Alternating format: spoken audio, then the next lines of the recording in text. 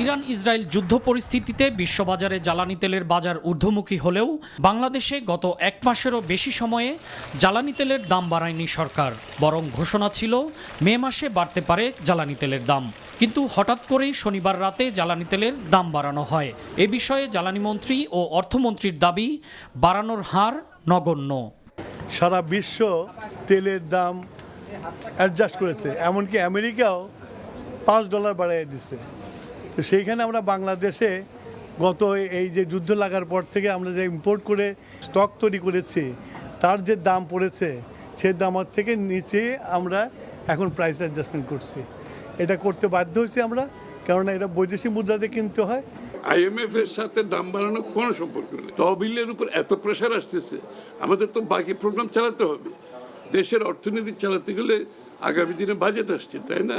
সুতরাং এটা মাথায় রেখে আমাদেরকে এই সিদ্ধান্ত নেওয়া হয়েছে। তাও খুব কম বাড়ানো হয়েছে।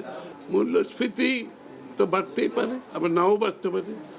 আইএমএফের বসন্তকালীন বৈঠকে যোগদান শেষে শনিবার রাতেই দেশে ফিরেছেন অর্থমন্ত্রী।